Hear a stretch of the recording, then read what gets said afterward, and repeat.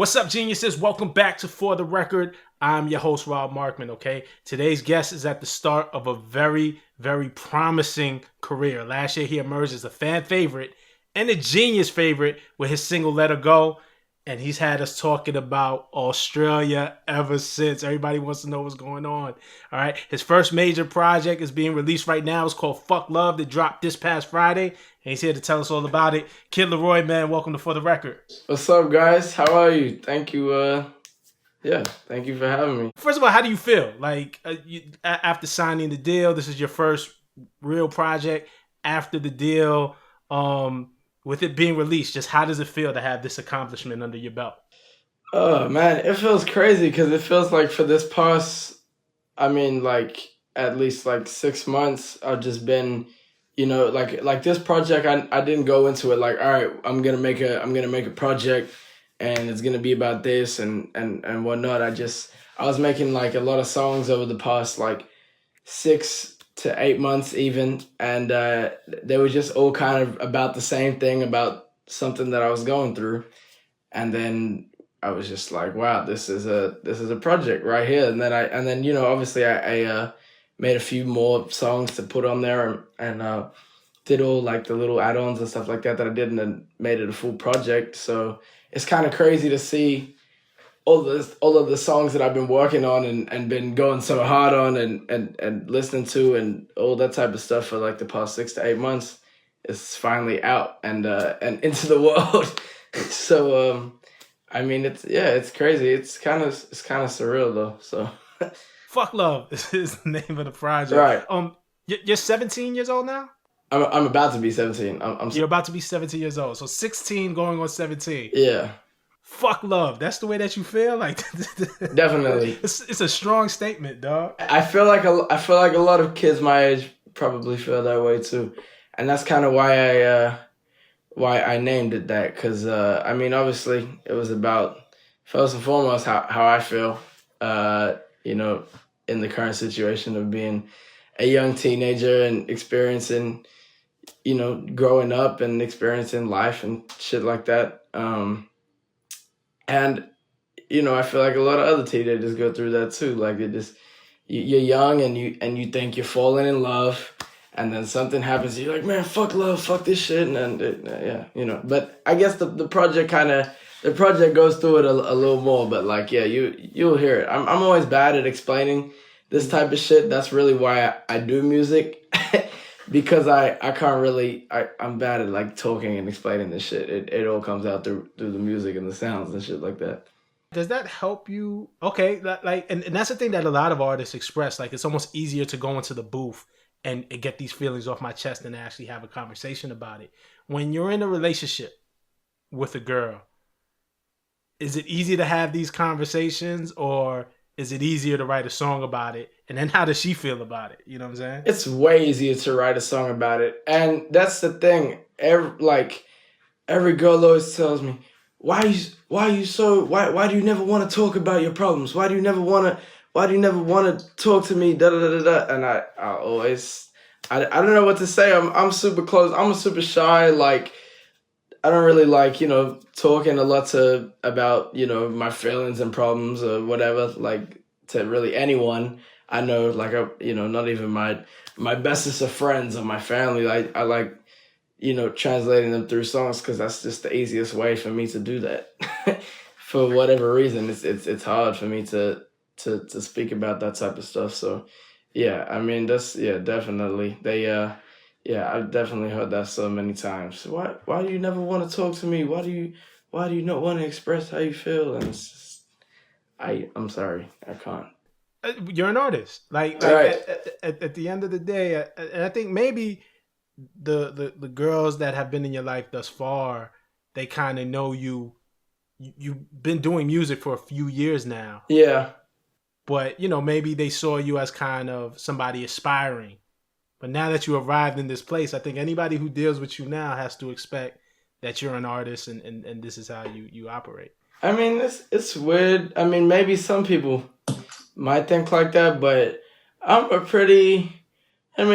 little weird, but I'm a pretty regular person. Like me and my friends always joke about this shit. Like, like, you know, when certain shit goes wrong on like a set or something, and we just like we joke about how artists are always like super like diva-ish shit like that. So no, I'm pretty cool. I'm still like a normal person, thank God. God hasn't fucked me up yet. Hollywood hasn't fucked me up yet. So yeah, I'm still a pretty normal person. So I mean, yeah, I don't know though. It is weird seeing it from like a, you know, I can't tell you for real because I'm you know, I'm not the other person. Me, I just still feel like a regular kid from fucking Sydney, Australia that's just out in Hollywood living the fucking crazy life now. Right. But I still feel regular, like a regular kid. So I mean, it's but yeah, I couldn't tell you because I don't know how other people see it though. So as people start to listen to this album, it definitely takes you on a journey, kind of a story. I think the skits, the voicemail skits that you use, really help give personality and drive the story and keep the story moving. Were those real voicemails? Were those real voice notes, or did you recreate them to capture a situation? Because you're getting yourself in a lot of shit. Like, I'm listening to these skits and I'm like, dog, you living a wild life, man. Right. Let me tell you something super, super funny. Yes. So look, the first, I'm gonna keep it all the way 100 with you guys. The first skit that opens the album, that is a real conversation. That's a real life conversation that I had. Now, that wasn't a voicemail. That was an actual conversation that I was having on the phone with the girl. And my homie came into the room, my homie Han came into the room, and I put it on speaker because I was just laughing. Like, I'm bad. I shouldn't have been laughing. But I was laughing, so I put her on speaker. And my friend Han just pulls out his voice notes and starts recording. I was like, yes, like, this is great. Like, we didn't know this, we were going to use it for the start of the album. Or we just maybe thinking, oh, it might, you know, it's funny to have, we might put it in a song or something. So he did it, he pressed record. And the actual thing is like 5 minutes long. The actual thing is like 5 minutes long. We just chopped it down to like the best, like 30, 40 seconds or whatever it is of the best 40 seconds. And then when we got it, we were like, all right, this is cool. This is great. But how are we going to make it so the conversation comes in? And that's when we had the idea to just do the voicemail. And then we built me, Han, and Rob built like the voicemail stuff around that stuff. And we just got our phones and like, you know, just recorded little sounds and shit like that, and then made it into a voicemail. But yeah, that's real emotion coming from that girl. That is that's real right there. So then when it came down to the time where I'm putting the album together, and then you know, we got that as the intro, and we're like, fuck, I need like 2 or 3 more of these. So I call the girl. And I say, hey, and like, you know, by this time we're not, you know, seeing each other or whatever anymore, whatever. I call her and I'm like, hey, don't get mad at me, but remember that one time that you were like going off of me, like not so long ago? Yeah, I was like, well, my friend Han came into the room and he thought it would be funny to record it. And she's like, yeah. And I'm like, and I think I want to put it on the start of my album. Is that okay? And can you actually record like 2 or 3 more? And at first she was like, I don't think she was really understanding it. But so what I did, I just kept it. So you want to, like, can you record some more for me? And she was cool. Like, she's like, yeah, okay, I'll record some more. So then the other 2 that she's done are actually, those ones aren't real. Those ones are like ones that afterwards that I had told her to say, and then she had done them. But yeah, the first one is real. The first one is 100% real, and that's how we even got the whole idea to do the skits like that. And really, that really kind of shaped the whole project. If I'm being honest, that skit, that first real skit, because we were like, holy shit. And I remember me and Bibby talking about this literally with like waiting, like we're like, when the album comes out, he's like, you got to make sure you tell them that skit is real. That's a real skit. Like, you got to make sure you tell everybody that's a real skit, because that's the most like funniest shit about this whole shit is like this is the whole album is a real story. It's not you know what I'm saying? It's not just we didn't just like be like, oh, pre-record some skit. Like this is a real story. This is like some real shit that I was going through with a girl or two girls or three girls, whatever it was. And over the course of like 6 to 8 months, and then it just all came out through the music, you know, and then we're like, holy shit, this is a project. I want to take it back a bit. Just when you started getting into music, you know, I know you've done a number of interviews before about your background and your come up, and you know, I know that your mom played a lot of music around the house, like Erykah Badu, Tupac, Fugees, Lil Wayne, Kanye West. But when, because there's this point when we're kids when our parents play music and we're not really into it. We don't have a choice of what they play. That's just what our parents want to hear. And then when you're like into it and when you get control of the radio or you get to play what you want to hear, when did you first start getting into music and really started taking control? Well, do you know what's crazy? When I was super, super young, like, you know, super young, like what, like, I don't know, whenever I first remember my mom playing music around the house or whatever. And yeah, she would play Kanye, Tupac, Erykah Badu, Fugees. Now, at first, I didn't really like Erykah Badu because I was really young. You know what I'm saying? I was really young and I was like, but I was really drawn to the rap shit, like Tupac and Kanye especially, and Eminem. I loved Eminem too. But yeah, like I remember like the 808s and Heartbreaks album. I remember when that came out and I was like probably, holy shit, what the fuck? I was like, maybe like 5 years old, and this is like a faint memory of like just when it came out and my mom playing it in the house, and it was like the first time, and you know my mom loves that album now too. Like that's, you know, and I remember just my mom playing that for like the next fucking like my whole life straight along with all the other Kanye albums that dropped before then and continue to drop. Like my mom is a huge Kanye fan, just like me. I think that's literally where I get it from.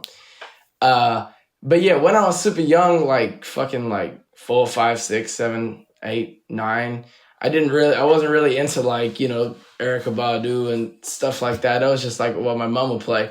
Now as I'm older, I love the fuck out of that shit. Like I really appreciate that more. But it's like when you're young, it's just, I don't know, certain stuff catches your ear more than she had more of a mature sound. Erica, right, 100%, yeah, for sure. So that's a fact. But yeah, that's like the 808s and Heartbreaks album. That was just the first, and that's my personal favorite Kanye album. Just putting that out there, and maybe that's because of like that's really the first like album that I remember. You know, my mom used to probably play a lot of, you know, albums and stuff like that. You know. But that was the first album that I remember that like the first one that I remember that like came out, and that like I just remember like hearing my mom playing it front to back and me being like, damn, like this is sick. And I didn't even know, like, you know, I'm young as fuck. I didn't know what auto-tune was. I didn't know, like, I didn't know at the time of hearing that this album was gonna shape the whole generation to coming, including myself. I had no fucking clue. I was just a little fucking kid that was like, what, like 5 or 6 years old or something, and just listening. I just remember that was the first album, like project that really caught my ear. And then getting older, and, you know, of course, still being influenced by all the music that my mom has the same playlist, like still to this day, she'll play in the kitchen all the way in LA, like when she's cooking. She has the same playlist. Like it hasn't changed since I was like 9 or 10 years old. Like it's the same playlist, like literally. So, but yeah, as I started getting older and I started getting really like in love with Kanye's music and stuff like that, and I started listening to all of his projects, and then I started listening to other people's projects who were coming out as well, and I was like, fuck, I was like, Kanye's projects are just it was just something about Kanye's projects that I was like, holy shit, this is next level. Like all the albums, the way they were put together and the extra added, all that shit. And I feel like me listening to that kind of shaped the way now when I make music and I want to add certain shit, like I want to add like some strings, or I want to add like little shit. I feel like it's all influenced by listening to all those albums, because I don't know, it's just something that I pick up and I'm like, all right, I want to make it like this. You see what I'm saying? Because that's just shit I remember listening to, and still now I'll be like, damn, like Kanye's projects next level. Like, and there's definitely a few other people too, like I can't even, like Drake's projects. Right. I love Drake's projects. And now Fuck Love is coming out the same day as Donda, as Kanye's project. So It's crazy that was, yeah, yeah, crazy. It's like, yeah, but yeah, that was, yeah, 808s and Heartbreaks. That was like the first project I remember, like from my youngest memories that I can remember. I just being like, damn, I really like this shit. that's dope, man. And I love that you understand the magnitude of that album, because I'm old enough to remember like that album being a shift in rap music and music in general. It Right. made rappers, and there was people before Kanye. There was T-Pain, Yeah, 100%. but that Kanye album kind of made it okay for rappers to say, yo, I can use more melody. Lil Wayne was instrumental in that too when he did Lollipop, but that album was like a moment. Right, exactly. That was actually another. My mom loves the fuck out of Lil Wayne too, and that was somebody I grew like. All of the people that I look at as like the greats right now. You know, the people I always say: Lil Wayne, Kanye, Tupac. I mean, Drake was somebody I kind of discovered on my own. My mom would play all the stuff Drake did with like Wayne and stuff like that, but my mom only really just got onto Drake like recently when I really started putting her on to Drake. But like Drake, you know, but like for the most part, Lil Wayne, Kanye, Eminem, those are all people that I grew up like listening to through my mom, and then like obviously going out on my own and listening to that stuff too, and like kind of like worshiping, like, oh shit, I want to be like these guys, like in terms of musically and creatively and stuff like that. So yeah, it's just I don't know, it's super weird how that happened. Yeah. Speaking of Drake, I saw a quote from you. You know, you're from Waterloo, Sydney, Right. Australia, and I saw a quote that you're trying to do for Australia and for Sydney, for your city, what Drake did for Toronto. Yes, sir. It's not a place that we typically associate with music, particularly hip hop music. Like obviously Australia has tons of great musicians, but when it comes to hip hop, it's not a place that we look. But you said you're trying to do for your city what Drake did for Toronto, and I thought that was a dope quote. Why is that important to you? Why is it important to me? Well, you see, there's so much fucking talent in Australia that I feel like is so unnoticed, that needs to be noticed by the world. And I just feel like I've always had a mission, like to just literally, like, I don't know, like for example, I just look at Drake and I say what Drake's done for Toronto. You know, Drake, I feel like, and I don't know, correct me if I'm wrong, please, but I feel like Drake really made it so artists in Toronto could be on a whole new level, and he's, you know, put a lot of different people on, and not just people, his whole scene. You see what I'm saying? So I feel like, to me, I always looked up to that, and I was always, you know, around artists and stuff like that in Australia, and like, damn, like why the fuck, like I used to think like, damn, this stuff is better than a lot of the stuff I'm hearing. Like, why aren't people listening to this shit?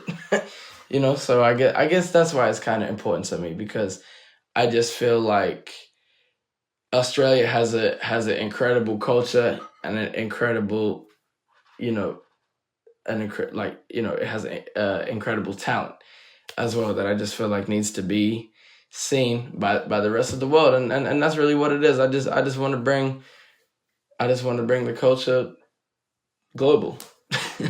You know, I don't know, and I just think, yeah, Drake is someone that I definitely admire in terms of the whole what he did for Canada and Toronto. And again, there were artists in Toronto before Drake, guys like Cardinal Official and Chauclair. Let me actually clarify that. I'm not in any way saying that I'm the first artist in Australia, because this is what got mixed up.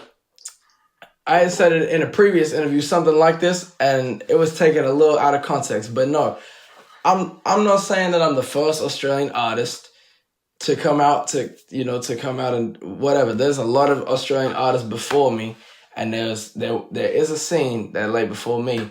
But I feel like now times are changing, and there's a new wave of artists that are coming up, and I think it's time for the world to see the scene growing. You know what I'm saying? The scene is evolving into something really special. Ever since it first started in Australia to where it is now, it's crazy to see the the fucking growth and shit. No, you could definitely, and I get what you're saying exactly, and I don't want anybody to take this out of context. Just like there was artists before Drake in Toronto, still we associate when Drake came and his success really made the rest of the world look at Toronto, and then you get more talent. Then you get The Weeknd, and you get Party Next Door, and just more people looking. And I think what you're saying is the same thing. It's not that you're the first, but the attention that you garner, the light that you bring will shine on more people than just yourself. You couldn't have said it any better. That's literally exactly what. And I always try to think, like, for these questions, like this exact question, I always think, shit, what the fuck am I gonna say? How am I gonna say this shit? And that's literally the perfect way to explain it. No, I'm not the first, but I with the attention that I gain internationally, I want to bring that back on Australia, and I don't think there's anything wrong with that. I think it's a beautiful thing, and I think if you're, I said in the intro that you're at the start of a very promising career, and the future looks very bright for you. So I think when you accomplish your potential and reach your potential, it's going to be a beautiful thing, and it's going to help a lot of people out and make the world a little bigger. I want to talk to you about Bibby and Grade A Productions. How'd you hook up with those guys? Because Juice, rest in peace, Juice WRLD also signed to Bibby and Grade A, and I know you looked up to Juice as a fan of music. So again, we're talking about this transition of being a fan, and then you're hooking up with the guys on a business level that you were fans of. Right.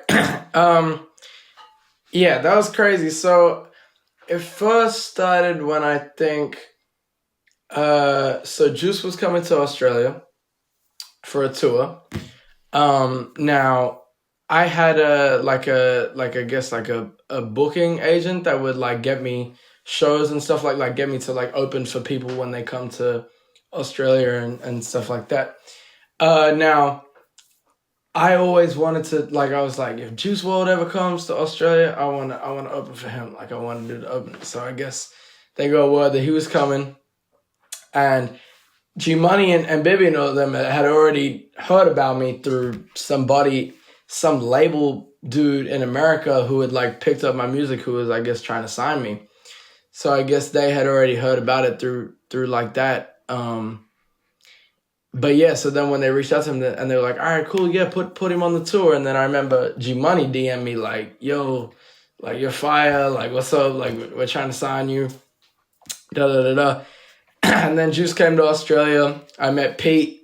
George and Bibby was still in America. But yeah, I met Pete. Shout to Pete. That's my guy. Such a good dude. Yeah, he's a great guy.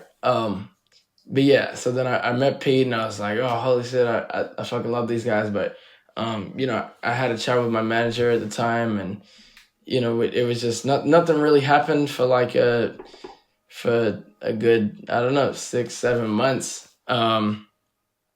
But then, then eventually I was like, I don't know, it just felt right. It just felt right. I was like, I don't know, I hadn't met any people that were more, I don't know, that I felt like were more like real and good people, in the whole music business. Cause that's one thing, I guess people always say, oh, the music business is a tough world, like people, and which I do agree with, but yeah, it's super different with Grade A. It's like a family vibe, and it's like, yeah. So then anyway, I came to the States. They flew me out to New York. I signed with them and Columbia. And then, yeah, I guess the rest from there is history. Then I I went on the Juice tour. I was just, but like, you know, I was just watching. I wasn't even performing. The one in America, Death Race for Love tour. Just on there watching, getting experience, just being on the buses, being around everybody, and yeah, it was crazy. Like, it was just crazy to see that. And for like the past year, for the past year that I've been signed, it's just a lot of like working in the studio and just me creating and just getting better and just learning different things, and then, you know, schooling me on certain shit, and then I guess it just came to here. Nah, that's dope. And then, you know, again, rest in peace to Juice, and shout out to him. Actually has the number one album in the country, With five top fives on Billboard. So with five songs on the top 10 in Billboard, which is crazy. incredible. He even used we had did an interview for Genius, and he used a piece of it in the intro, and I was honored to be a part of it. I mean, you got to see the whole, like, the thing being made from the ground floor, and it's you know, the thing that sucks about it with Juice is I wish he was here. Like, obviously, he would have had the number one album even if he was still with us physically. like this type of success was destined for him. But how would you describe his legacy? I mean, because y'all not only signed to the same label, you not only toured with him, you collaborated on Go, you got to learn from him. There may have been things that he learned from you. How would you describe his legacy? I mean, you know, in my opinion, he's one of the greatest artists of all time, and he is, you know, just from not only just the music that he put out, but all the stuff that you see behind, you know, closed doors, and see the way somebody works and stuff like that. And the freestyle king, literally, he's the freestyle king. I always tell people, yeah, like when he was here and he would freestyle all the time, people would just like be like, bro, like, everyone would get sick and tired of hearing him freestyle all the time, because it was literally 24/7 fucking freestyling.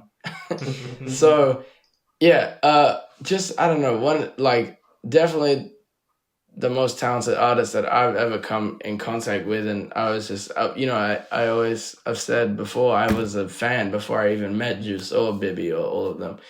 I was a big fan back to the whole project thing, because when I heard it, you know, I already liked Lucid Dreams and a few of the other songs. But when the first project come out, the Goodbye and Good Riddance, I was like, oh, fuck, like, he really became my favorite artist, because back to, you know, I'm in love with like good projects and good bodies of work, and I just felt like that project was like it reminded me of the old projects that I used to listen to and love. So yeah, I mean, yeah, Juice, I don't know, he's one of the greatest of all times, and he's a legend. You know what I'm saying? And that even shows through with how he's selling right now. You know what I'm saying? He, you know, 5 top 10s. That's crazy. Yeah. The numbers speak for itself. You know. I couldn't agree more, man. I want to get into your project some more. Tell me why might be maybe the most emotional, powerful song on this project. You know, the second verse, you go off, I can't count all the tears I cried, so many sleepless nights, watched all my idols die right in front of my eyes. When were you able to write this record? Like, did you write it? Was it a freestyle? Was it something that you put together? Like, when were you able to start putting this record together? It was the first song that I had made in the studio since Juice had passed. Now we were in Chicago for like a month, like maybe 3 weeks after, you know, everything happened, and just, you know, going through the motions and whatever, you know, whatever. So then when we came back to LA, I got into the studio with Rio from Internet Money. I remember I went to the Internet Money house. Shout out to Taz and Nick and all them too. Yeah, but I went to their house. It was my first time pulling up to the house, and I remember I just went in the studio. They pulled up the piano loop, and I was like, all right, yeah, let's go. I need to do this. And then they put the beat to it, Because usually I'll write like just to the piano or just to the guitar. Like usually I'll just freestyle all over that. But it was like the whole beat, and they just loaded it up, and I just put on the headphones and just I mean yeah, like I freestyle all my songs, you know. But yeah, it was freestyle. Everything was just off the top, and we made it in like 30 minutes, 35 minutes. The whole thing, like, you know, I structured it, and it was like, okay. And then at the end of it, I played it, and it was like one of the first songs that I was like, I listened to it, and I was just like, damn, like this shit is like, yeah, like I was like really in love with it, and I'm never like for like, and it was like for 2 or 3 months that I had it, and I was just sitting with it, and I never got sick of it, and I was like, damn, this is like, I don't know, I love the song. I like fell in love with my own song, which I never really, I never really do, you know, Right. which is like a super weird feeling, and then all the, you know, I don't know, it's weird because then after that, all the songs that I made as well, it was like the same, a lot of the same feeling. I would just listen and just, I don't know, it was, I don't know, it's a weird moment, but yeah, the Tell Me Why song, yeah, that's kind of how it came about. It's really a great song because it's just pure emotion. You know, obviously the circumstances could be better. You probably wish you'd never had to write that song. 100%. Yeah, it was hard, you know, because that song, you know, obviously is dedicated to Juice and whatnot, but it was also a time me reflecting on other shit. You know what I'm saying? That was all combined, and it all came and just, yeah.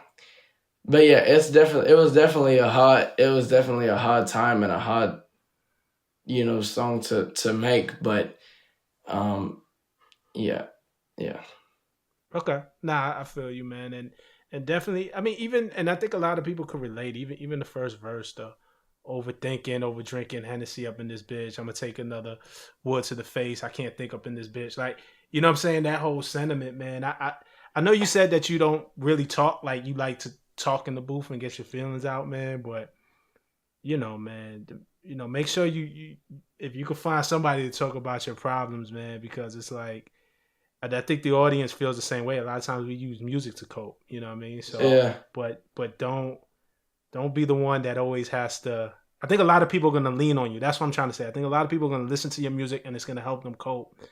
Make sure you have an outlet too, other than music. You know what I'm saying? Like take care of yourself as well. You know what for I'm saying? sure. No, 100%.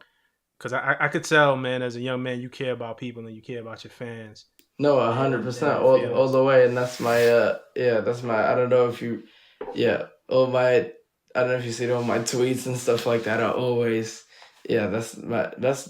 I love, yeah, my fans. I don't even call them my fans. I call them my family. So Their family is weird. I want to go back. So sick. yeah. Was that your mother's doing that? Obviously, it's a take on the classic Neo Well, record. actually, no. That, you know what's crazy? I first heard that song. Now I spoke to my mom the other day because I thought, I was like, you know, my I don't think my mom ever played Neo growing up. But I went to my mom the other day. I was like, you know, did you like Neo? And she's like, yeah, I fucking love Neo. Like that. And I was like, oh, okay. Like I didn't know because I just didn't remember her playing anything. The first time I remember hearing that song though, So Sick, was, I think, yeah, it was my cousin. Uh, yeah, it was my cousin who introduced me to that song, and I remember, shit, I was like, I mean, it wasn't when the song came out. It was like 4 or 5 years after the song had came out, but it was like everyone was still playing that song. You know what I'm saying? Like everyone was still playing that song, and which was like insane because you know, I probably at the time thought it was like a new song that I was being Right. introduced to, but yeah. So I just remember that song like just being like one that everyone knew. Like if that came on anywhere, like everyone would be singing that shit. Like I just remember that was the song. So we were in the studio and we are like, shit, like we should recreate like an old song, like an old hit, like we should recreate it, something. And then we were all thinking, and I was like, so sick, because that was one that just came to my mind, and I was like, I was thinking, everybody knows that song. Everybody that, like, there's not one person that I don't know that doesn't no one loved that song.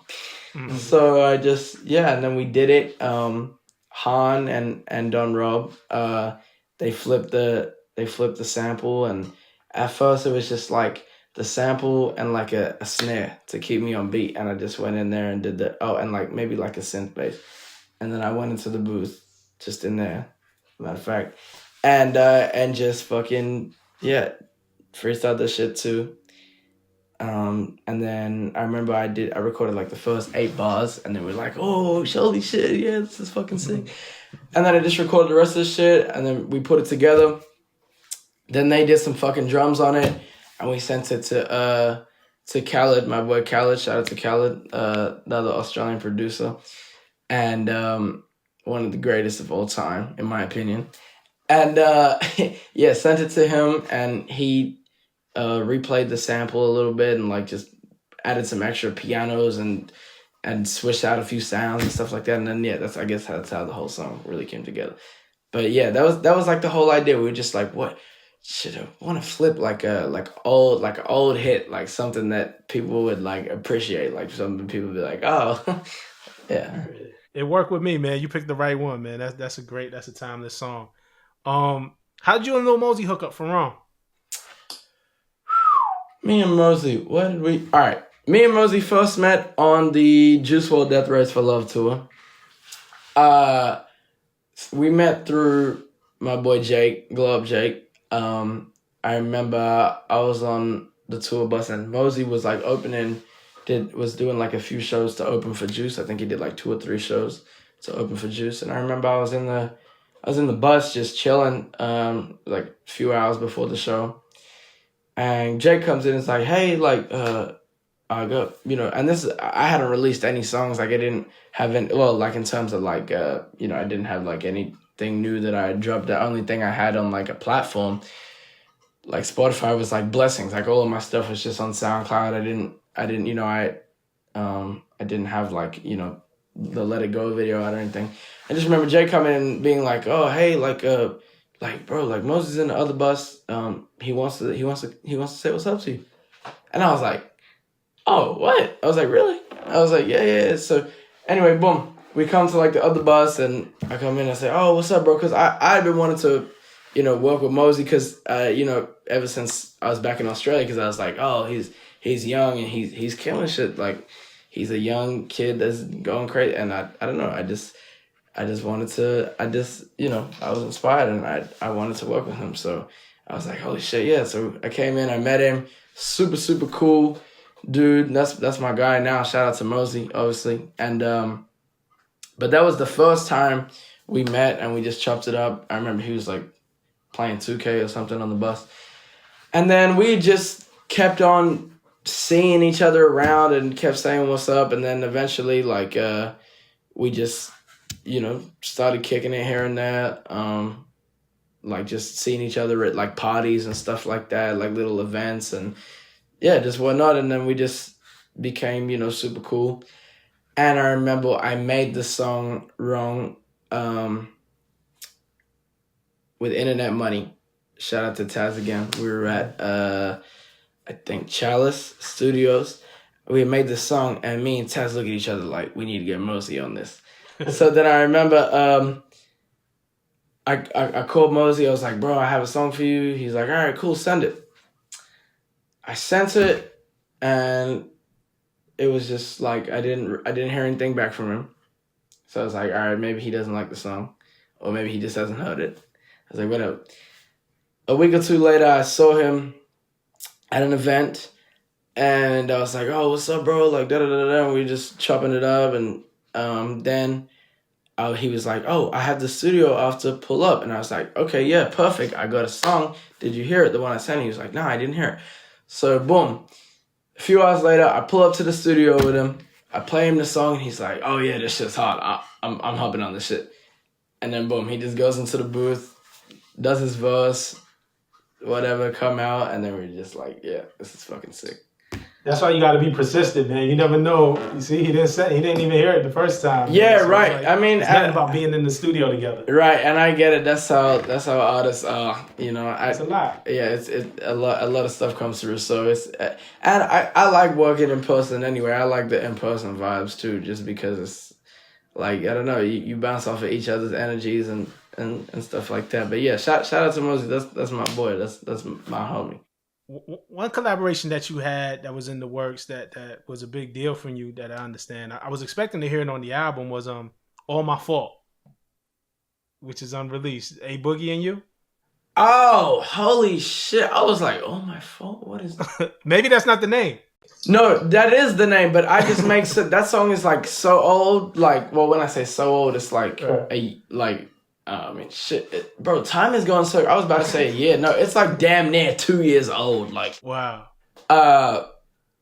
Something like that. Wow, that's really crazy. It's like a year and like 4 or 5 months old or something. So, because I just make so many songs and I forget like what is that song, bro.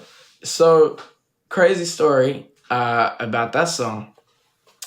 I was in Australia and somebody that I knew was going to the studio with A Boogie, right? Someone that I knew from like through my boy Khaled, actually. Shout out to Khaled. Somebody that I knew, and I was like, Khaled was like, you know, I was having a little trouble with money situations and stuff like that back then, and my boy Khaled was like, look, I'll go out and I'll try and get you some, because you know Khaled, shout out to Khaled once again, he was, you know, doing shit like already, like, you know, he you know, co-produced like Rihanna's like Needed Me song and stuff like that. So for an Australian producer, like he was like, you know, he's like the top dog. Like everyone's like, including me. I'm like, holy shit! Like I want to work with Khaled, and we had been working together for like 4 years now or something like that. Ever since I was like 14 or not, like 13, I first met him. So he was like bro, I'm gonna try to get you some little writing jobs for some extra cash. So the person I was going to do the feature with, A Boogie, I was doing he got me the writing job, and he was like, all right, I remember he called me and he was like, all right, bro, they got a song with A, because A Boogie was in Australia on his tour. He called me, he's like, they go into the studio with A Boogie tonight. Can I come pick you up and you can just like write a song real quick and so we can give it to them tonight when we go to the studio? I was like, hell yeah. And obviously, yeah, I'm thinking about the cash that I'm gonna get. But I'm also thinking about like, all right, I'm going to be in the studio with A Boogie, so he's going to hit, you know, whatever. So I went and did the reference track, and then me and Khaled pulled up to the studio. We were in there and, you know, obviously played the reference, and then A Boogie and the artist had, you know, they were recording it. And then I remember we were sitting super quiet in the room. I was super scared to say it because I was like, you know, there's a lot of people in the room, and I was just like, you know, I was a nobody. Like, I didn't even think anybody knew that I was the one who wrote the song. You know what I'm saying? Like, cause I just didn't say anything. They just, you know, re-record the song or whatever. So I was just sitting in the room like this, and then somebody from across the room who knew, and like he was like just out of nowhere goes, hey Boogie, you should listen to this guy right here. He's the future right here. This guy's the future. And I was kind of like, oh, but I was kind of like, fuck yeah. Like he said so, because I was too scared to say anything because it was just super quiet. I just didn't want to be that fucking annoying dude that like just. So then he was like, oh, hey Boogie was like, oh, play some shit. I plugged up and I played a song, and he was like, oh yeah, damn, this shit's fire. And then I remember he was like, here, take my number. He was like, let's link back up tomorrow and let's make some shit. I was like, oh, I was like, fuck yeah. So then the next day I came back to the studio, and that's where I made All My Fault. Now, Boogie had done he had like done some melody text and stuff like that. He was trying to get something out. And he was like, look, cause it got super late, and he was like, look, I'm gonna do this shit. Just give me some time. Like, I can't think of anything right now. I was like, all right, cool. Fast forward, like, months later, like 3 or 4, maybe Yeah, like 3 or 4. I'm not really good with like times and stuff like that, but I assume maybe like 3 or 4 months later, when G Money and Baby fly me out to New York.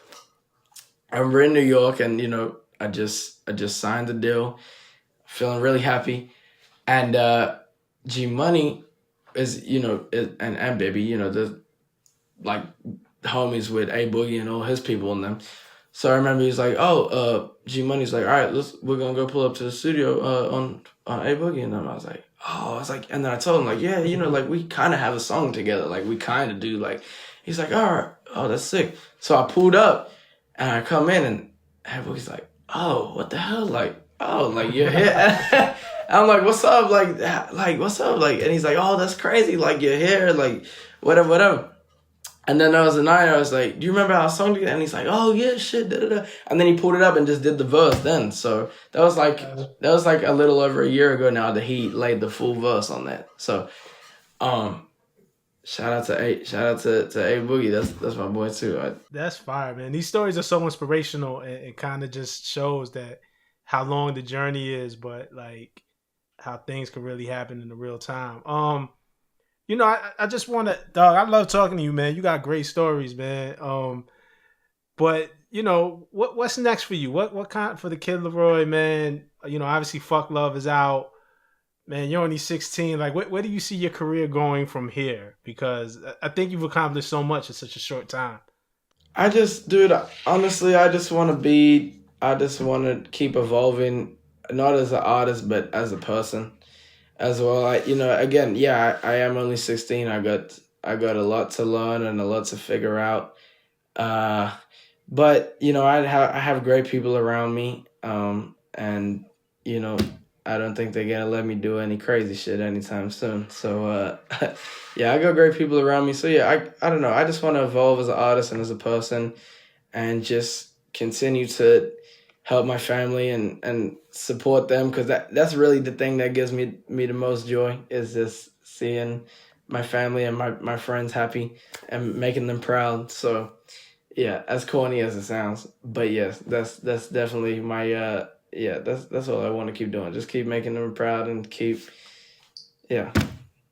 Listen, man, it's nothing corny about that, man. For those who don't know your backstory, obviously coming up in Sydney, living in public housing, being homeless at certain points, you and your family had to overcome a lot. So Yeah, no, 100%. Yeah, it's interesting. We're not gonna get into the life story now, but right. I always tell people I've lived like 100 different people's lives, because I was born into a middle class family, a stable family that went crazy, and then we've been times where we've been poor, where we've been up, where we've been homeless on the street, and now I'm an artist with money in California. I don't know, it's so weird. I feel like I've just been through so many different stages and phases of life in like 16 years, which is so weird. I feel like I've lived like a 40-year-old's life. So yeah, it's crazy, but it gives you a lot to write about. 100%. You'll never run out of material. Yeah, I'm happy it turned out the way it did. Right, nah, so are we. LAROI, man, thank you for sitting with us. I know you've done a lot with Genius. We've done a lot of verified episodes. 100%. And thank you as well, because for fucking with me ever since, the Let It Go shit. I remember I came into the and I think oh my god, I'm so sorry. I can't even remember bro's name who does the Genius. I think you sat with Andres. Yep, right, exactly. In LA. And he always says, "Wow, man, it's crazy. Like the first time I remember seeing you, like, and you didn't have like barely any music out, and you came in with Clever and Pete, and I told him on the day, because I'm a super like dude who like super into like manifesting shit and just hustling and getting shit. So I go up to him, I was like, "Hey bro, I'm gonna be here pretty soon. I'm coming here," and he's like, "Oh, okay, da da da." And then when it actually happened, he's like, "Wow, yeah." So manifestation, you got to speak it into existence. No, man, we're big fans of your work, and obviously the Genius fans love you, and so we hope that we can continue to keep building, man, and keep doing it, man. But appreciate the album, all right? Thank you so much. And appreciate all y'all who are watching this episode. Y'all know me, I'll be in the comments. So if you want to talk about the Kid LAROI, if you want to talk about Fuck Love and your favorite songs, get in there in the comments. I'm going to get in right there with you and tell you my favorite songs, and we're going to go back and forth. And we'll catch you next week, man. This is For The Record. Peace.